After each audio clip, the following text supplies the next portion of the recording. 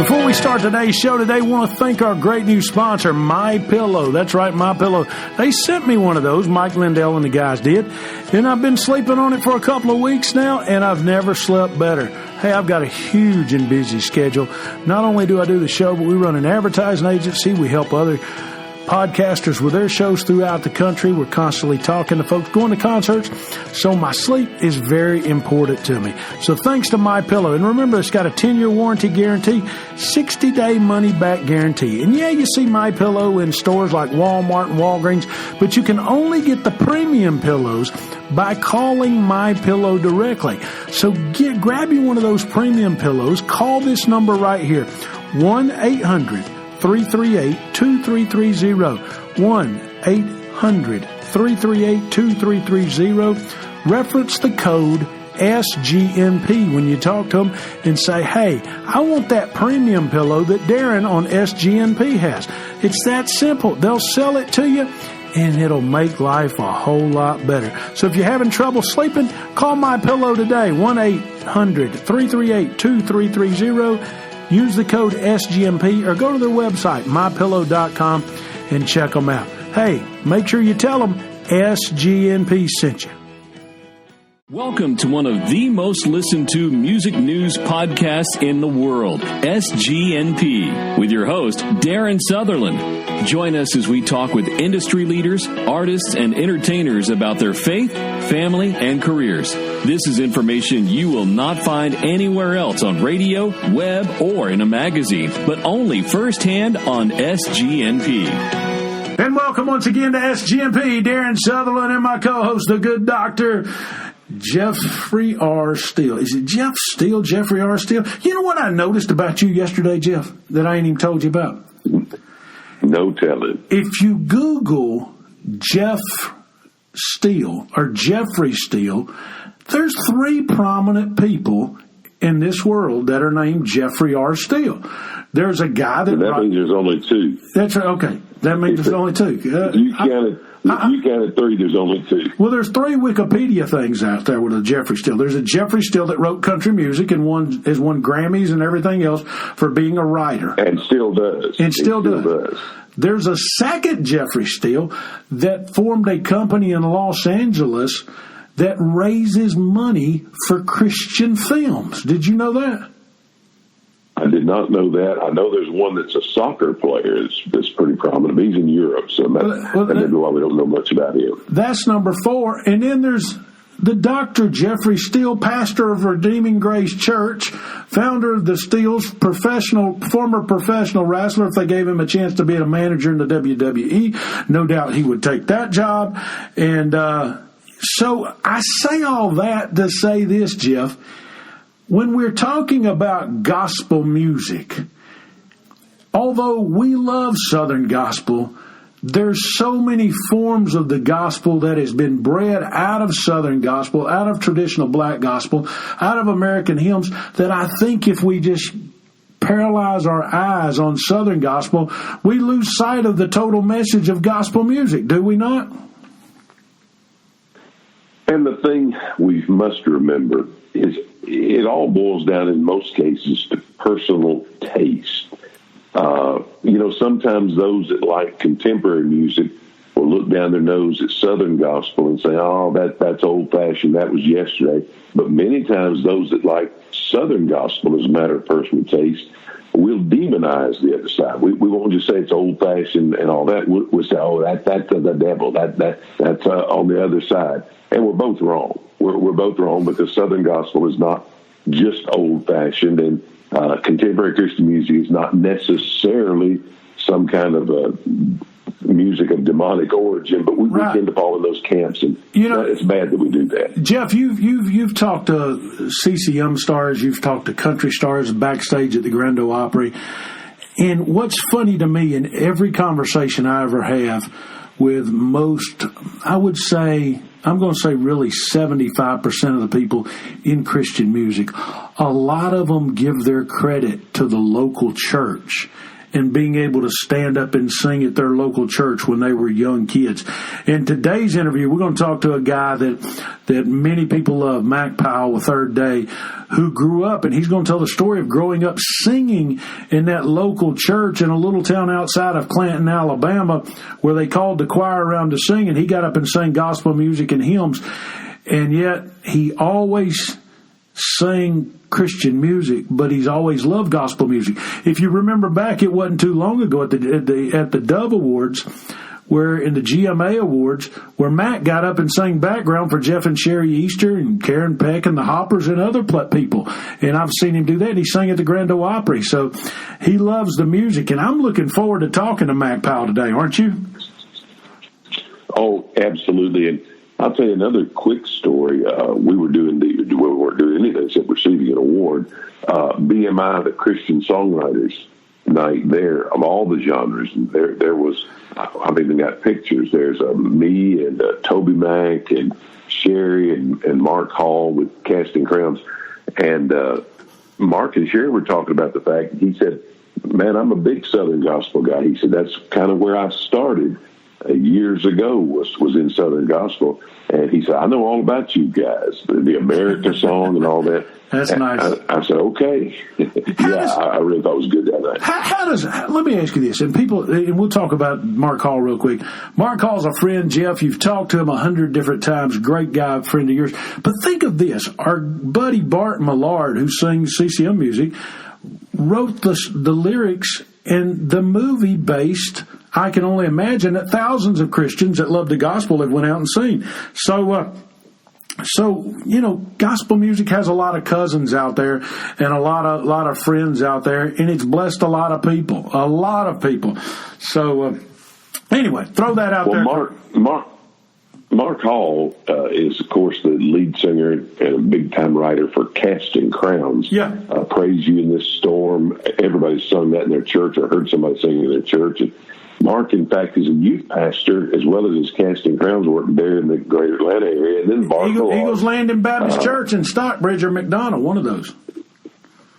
One of those, yeah. So many different city limit signs in and around Atlanta, I can't keep up with it. Yeah. But Bart Millard wrote that song that's now been made into that movie. And listen, I went to see it. I went to see it at 5 o'clock in the afternoon on a Thursday here in my city of Cullman, Alabama. The place was packed. I mean, there was not an available seat at 5 o'clock in the afternoon.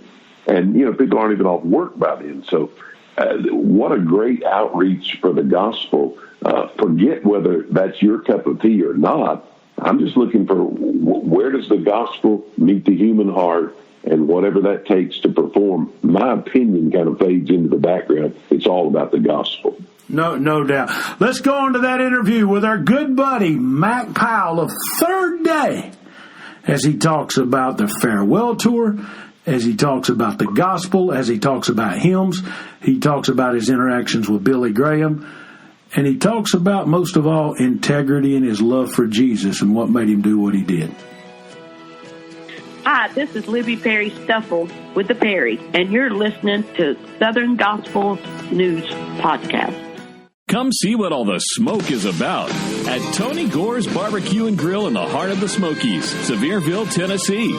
Start off with T's loaded tater chips, some great sweet tea, then have some of his famous fried chicken, a pulled or sliced pork plate, or the best barbecue ribs in the Smokies. And oh, did we mention homemade mac and cheese? And dessert lovers, it's worth the trip just for a piece of cake. Voted the best barbecue in the Smokies, Tony Gore's Barbecue and Grill in Sevierville, Tennessee. And remember, gospel music fans, you never know who you'll see while at Tony Gore's Barbecue and Grill. For more information, visit them 24/7 at TonyGore.com.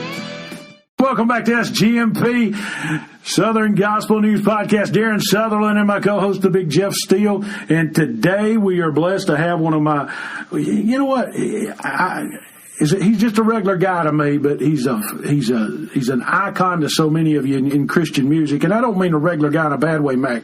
I just mean we've worked together before in so many different facets between advertising, radio, concerts, and that sort of thing. My buddy Mac Powell. And let me say this before we do this interview.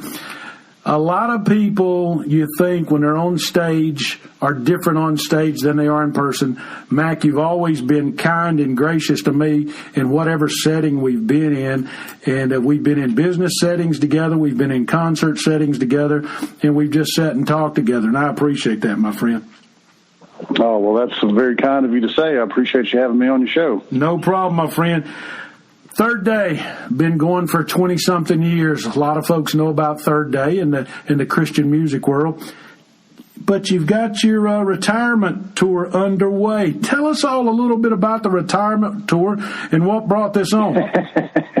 Well, we're not calling it retirement tour because Lord knows I'm not retiring. There you go. But it's the farewell tour for Third Day. You know, we've been doing this for 25 years. We started out when we were just out of high school. Mark Lee and myself, we went to high school together, and we were in a few garage bands, and we were in marching band together. And, you know, the Lord kind of got a hold of both of our hearts right when we were graduating high school. And I remember I was quitting the garage band we were in because I just was singing about stuff I didn't need to be singing about and going to places I didn't need to be going. And the Lord told me to quit, so I did. I always wanted to be in a band. I finally was, and then the Lord was asking me to, you know, give it up. And I was surprised and didn't quite understand it, but I was wanted to be, you know, faithful to what the Lord said. So I told Mark, I said, all right, I'm going to quit the garage band. He said, why? And I said, well, I want to live my life for the Lord and do some better things than we've been doing. He said, well, why don't we start a Christian band? I was like, great, what's that? I had no idea. And I grew up in, you know, a little town south of Birmingham in Clanton, Alabama, and there wasn't really any Christian radio or anything like that there, so I didn't know anything about it. When I moved to Atlanta, when I was a sophomore in high school, I probably started getting into some things I shouldn't have got into, got away from church a little bit, and the Lord got hold of me, and so when I told Mark that, and he said, let's start a Christian band, it turned into Third Day, and never understood or realized it, you know, the impact that the Lord was going to have on so many people and on us with it. I thought it would last a few years, and we could make a couple of records and maybe get on a bus and travel across the country a couple of times, and that would be the end of it, and then I had to get a real job, and here we are 25 years later. So it went on a lot longer than we thought it was going to. We got really blessed, but, you know, the season is over with, and it's time to move on to some other things. Well, Mac, a couple of things while you were talking there I wanted to mention to you. First of all, you mentioned that you were from Clanton, Alabama, and I appreciate you paying homage to the home state there.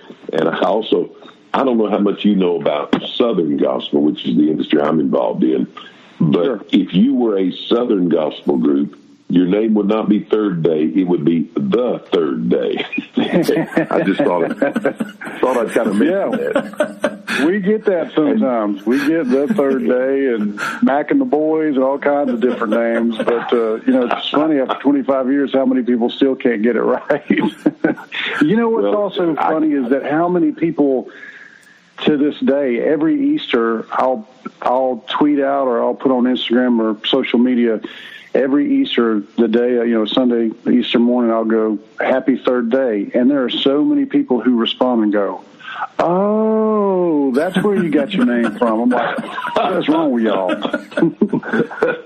Well, the other thing I wanted to mention to you was that you mentioned as you came out of high school around that time, you said there were some things as a garage band or whatever you want to call it. Some people use their garage to store stuff, you know. But you said there were just things. There were things we were doing we shouldn't have done, places we were going we shouldn't have gone. Mm-hmm. And the reason I appreciate that so much is you didn't point a finger and say, like that bunch over there or like that bunch over there, because the truth is we've all been there, and we don't need to necessarily go into specifics and run somebody down, or even run ourselves down for that matter. So right. I appreciate your language there. You know, Third Day is like an institution in Christian music, and how in the world did you keep from allowing the success that the group had? How do you keep that from just going straight to your head? Because, look, I've been there. We had probably the biggest Southern gospel record. That shows you how old I am, of the decade of the 90s. And I've got to confess to you, Were it not for the conviction of the Holy Spirit, I probably would have exploded from ego. So how do you keep that from happening? Well, I think for us, that's a great question. For me, there's a lot of answers to that question. One is I got married, so that helped a lot. Okay. So you're right. Having a wife that is a redhead on top of that, who doesn't take nothing from me, and having 5 kids is very humbling. And then being in a band whenever. If I ever felt prideful myself about something and thought, oh, man, I'm the man, I got 4 other guys going, no, you're not. You wouldn't be anywhere without us. And I think I read years ago, I wish I could remember the book that I read it in, but it said that really humility is simply honesty. And I think we realized a long time ago, I mean, there are times where you feel good about where things are going and the things you've accomplished, but when you really understand that you couldn't do that without God, and not only that, but a bunch of other people that the Lord used to help you to get there and to help you get that success. We always thought we were a really good band. We thought if we have a little bit of success, we're going to do well. And then it went way, way, way beyond what we ever dreamed or thought. And so once that happened, we went, okay, we know this isn't us. This is the Lord, and the Lord using a bunch of other people. So I think that's what helped us to stay humble through the years. Well, I know we had all the success in the 90s. I really didn't see that, and I thought I could do it myself. And buddy, you try to do it yourself. Aside from the Lord's investment in your work, you find out that there were people plugging the cords in the right sockets and pushing the right buttons. And you might not have seen the impact that it was having on your life, but it was having an impact, and you can't do it by yourself. So I appreciate you saying that, because there are a lot of people involved in everybody's success working under the direction of the Holy Spirit. So that's good stuff. Hey, Mac, one of the most timeless songs you've ever done, and it's a favorite of all people of the church, is the hymn, Blessed Assurance, Jesus is Mine. We counted, our producers counted when they went to YouTube to look it up, over 15 million downloads of that song and people listening to that song. Can you tell us what made you choose that song to make a mark with, that hymn to make a mark with? And you've done a lot of hymns, but that one just seems to stand out at every Third Day concert. And tell us what it was like to work on the Billy Graham Crusades with Dr. Billy Graham. Well, that song I grew up, as I said earlier, in a little church in Clanton, Alabama. In fact, when I say I grew up in Clanton, that Clanton was the big town. I grew up 20 minutes outside of Clanton, and went to this little church, Providence Baptist Church, number 2. I have no idea where number 1 was.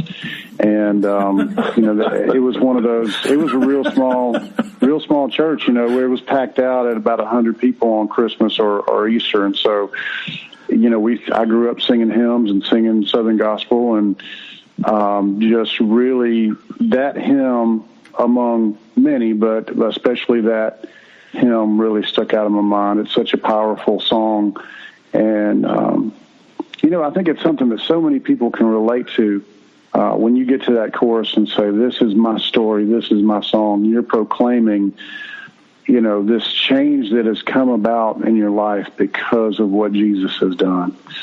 And so I think it's, a song that touched my heart, and it touches so many millions of people's lives, and thankful for those early days of learning music in church, singing in choir. And that's the thing that so many, if I can get on my soapbox for a minute, so many people miss out on, is that there was so much training musically in the church. Even at a little church that I went to, I was able, as a kid, to participate in music. Now, everyone at church, that sings along is participating. I know that, but there's something different about being in a choir when you're up in front of people and you're learning, how to not be so nervous and how to try to remember those lines, and, going to choir practice and learning about reading music and singing along with others and harmonies.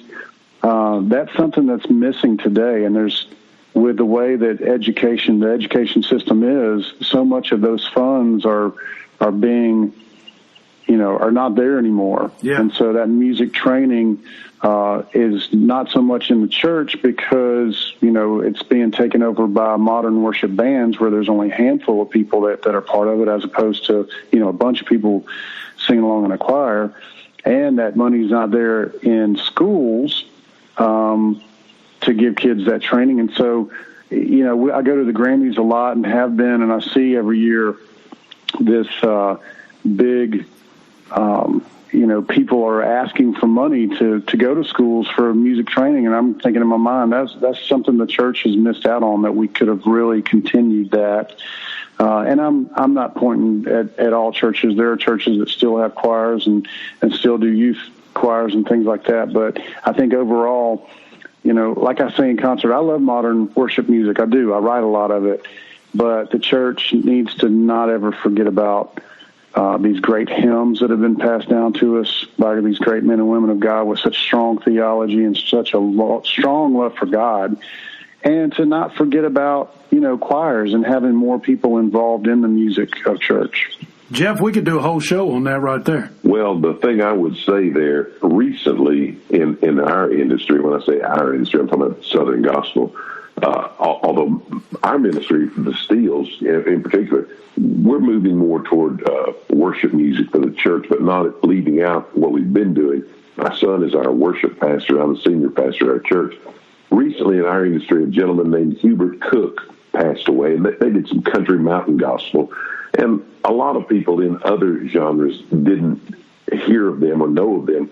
But I'll tell you something that as I'm getting older, that I realize, and that is that we in the modern age tend to think ours is the only way and it's the best way, and we do that at the exclusion of other music or other forms of worship. And, there's a couple of things we're missing there. Number one, as you mentioned, the theology in some of these hymns is as solid as the Bible.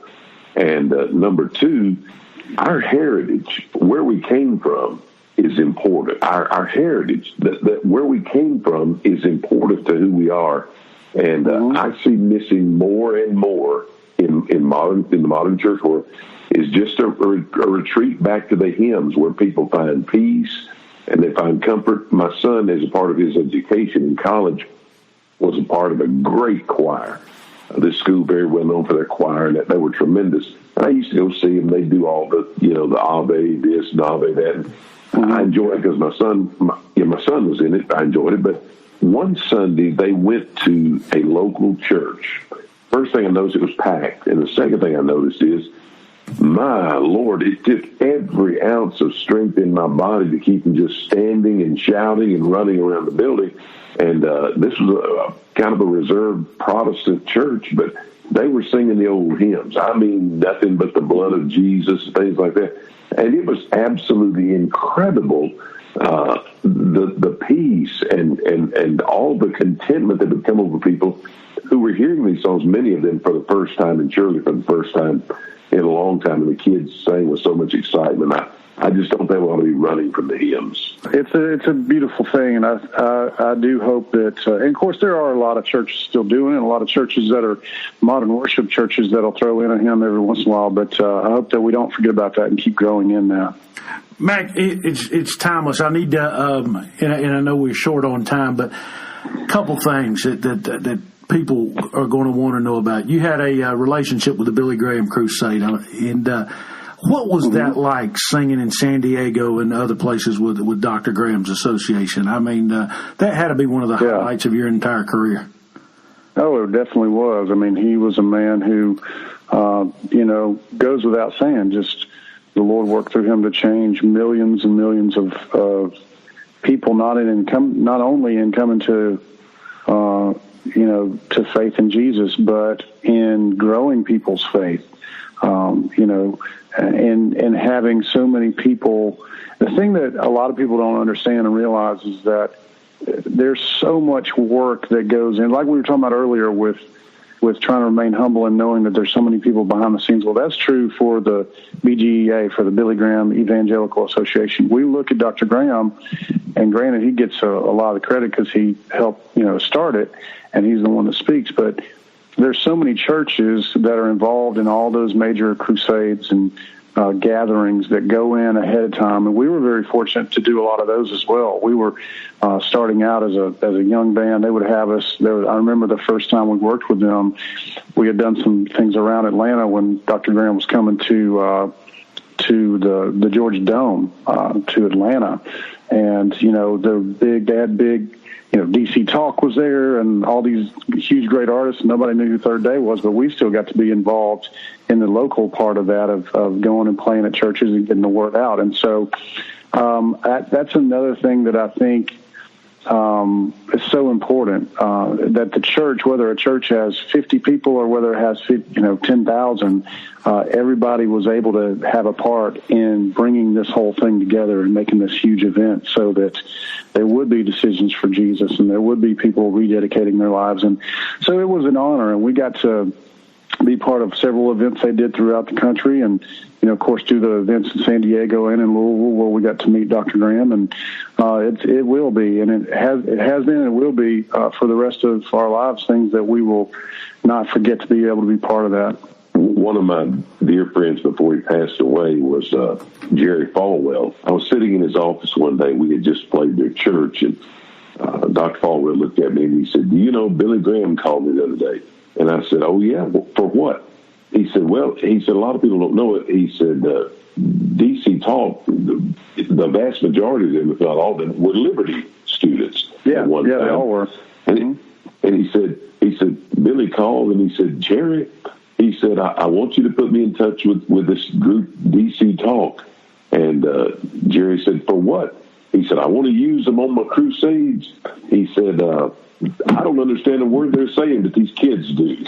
The kids all get it. So that was Dr. Graham's statement to Jerry, was that I don't understand them, but the kids do it. And that right. For a man of his age, that really prompts a lot of wisdom from him, because man, there are a lot of things not only that aren't my cup of tea, I don't even understand it, but if it carries the message of the gospel and the target audience can understand it, that's the only thing that really makes any difference. Yeah, absolutely. I mean, it's, whatever music we do, whether it's Southern gospel or contemporary Christian music or country or whatever, people are going to look at that 20, 40, 50 years from now and go, "Man, that's outdated," and there's going to be something new. Now, I also have, this understanding that everything comes back around again. So, but, we have to remember, and Dr. Graham was really great about that, even when he started out in the 40s, in the 50s, that, whatever the music he was having at that time, I'm sure was radical, in the 40s and 50s, and then fast forward to when it got to the 90s and early 2000s, he knew that stuff's going to change. The medium and the media is going to change and develop, but the message has to always remain the same. Mac, final question for you guys. What do you want Third Day's legacy to be when fans look at the history of music, not just Christian music, but music? Well, that's a great question. I think that I would love for our legacy to be that we were men of integrity, and that we continue to, even with success and even in the hard times, continue to look to the Lord and wanted to be great at what we did as far as our vocation in making music, and that we continue to grow in being songwriters and in our musicality and our talents, but all that was secondary in remaining true to the message of the gospel and wanting to. What we always wanted to accomplish is that whenever we played music, no matter where someone was, whether they knew Jesus or not, or whether they were really, really close to the Lord or not, that everybody in the concert, including ourselves on stage, wherever we were in our relationship with the Lord, that we would take a step closer to Him after, in that night. So that's what I hope has happened, and will be the legacy for the band. Mac, I appreciate your time, my friend. Thank you for taking time out of your busy day. I know you're pulled in every direction, and let's talk soon, my man. I think I'm going to come down there at the Fox and hear you before you come off the road. All righty. We appreciate it, boss man. I appreciate you guys. Thanks so much for having me on the show. SGNP is brought to you by Kia. Join SGNP this summer for the Kia Summer Nights Concert Series, a free concert at select local Kia dealers. The first concert is June 14th with the McCameys at Julio Jones Kia in Tuscaloosa, Alabama. The God on the mountain is still God in the valley. It's the Kia Summer Nights Concert Series, starting June 14th with the McCameys at Julio Jones Kia in Tuscaloosa. Part of Kia, America's best value summer event. America loves Kia and gospel music. It's the Kia Summer Nights Concert Series, absolutely free. Brought to you by SGNP and Julio Jones Kia in Tuscaloosa, Alabama, June 14th. Jeff, what a great interview and a great man, Mac Powell, we got to deal with. And think about this, Jeff. We started this podcast, SGMP, a little over, 2 weeks ago now? 3 weeks ago? I can't even remember the date. And the Lord has opened the doors with thousands upon thousands of downloads, thousands of Facebook friends all across the country. And if you want to check us out and interact with us on Facebook, that's Southern Gospel News Podcast. Southern Gospel News Podcast. We've had the opportunity to talk to our good friend JasonCrabb, who's at the top of his game, Libby Perry Stuffle. We've had the opportunity, me and you, just to banter back and forth about Christian Music Radio and the breakthrough groups that have come along. And then today we get one of the industry leaders in Christian music as a whole, Mac Powell. And man, I think we're doing what the Lord would have us to, and just talking about the gospel in music and how we always say edify, entertain, encourage, and inspire folks. And that's our goal, wouldn't you say? I certainly believe in my heart that's our goal, and if it wasn't, I don't have time to mess with it. I'd be doing something else. But I'm just flabbergasted at the results, and I think it points to one thing, and that is that it's all about the gospel. I've often said if we could get past the so-called leadership out there, which in 2,000 years ago they were called the Pharisees, if you can ever get past those guys, we're all pretty much the same, and that is we love one another. We love the Lord, and we love our faith, and it really doesn't matter what car your faith shows up in. I'm not talking about the difference between the big faiths here. I'm talking about within the Christian framework. It doesn't matter what car you drive up in. It just matters that you drive up. It matters that you get here, and we all fellowship together around the singular thing called the gospel of Jesus Christ, which Paul, the apostle, had the good sense to say was the death, burial, and resurrection of Jesus Christ. And then he very wisely placed a period so there was no more room for opinions and things like that. It's all about the gospel, the death, burial, and resurrection of Jesus Christ. No doubt, my friend. Hey, one thing we need to add on before we close, it's real simple. If you're listening to our show on the internet, and a lot of people are, and you want to listen to it on your iPhone, we're calling this our buddy Brad Still Project. And the reason we call it the Brad Still Project is because Jeff's son, Brad, who's a great writer, you need to check him out and listen to his stuff. But Brad had to show Dr. Jeff how to download the podcast on his phone. This gives you the opportunity, if you don't know how to download and subscribe to a podcast, go to someone under 30 years old and say, hey, can you help me get this podcast subscribed on my cell phone where I can hear every show without having to go to the internet and it'll automatically download? I promise you, they will help you. If they're under 30 and don't understand, it's just because they're too embarrassed. But, hey, it gives you a good way to interact with your children and your grandchildren, don't you think, Jeff? Absolutely, and to give Brad a little extra credit, we've had some technical issues a little bit in the past because we're brand new at this. He showed me a real breakthrough deal this past week that I think and hope has helped us quite a bit. No problem. Jeff, before we get out of here, we want to say a prayer for one of our sponsors and one of our charter advertisers. Everybody remember in prayer our buddy Tony Gore up there in Sevierville, Tennessee. And, Jeff, one last question for you, my friend. What's wrong with living right anyway? Not one thing. All right, buddy. We'll talk to you soon. Thank you for listening to SGNP on the BG Ad Group Network. SGNP is excited you chose to listen today. If you'd kindly leave a remark and rating in the podcast remarks section, we surely would appreciate it. Please share with a friend or family member. Look for us on Facebook, Twitter, and our new website, SouthernGospelNewsPodcast.com. And remember the Kia Summer Nights concert series, all 100% free, coming to a town near you. For more information on the concert series or to advertise your products, services, concert event, or new project on SGNP and reach a 100% guaranteed number of people in your area, call Tim Newton at 770-874-3200 or email him today, tnewton@bgadgroup.com. Let us geo-target our ads for you, something radio nor magazine can do.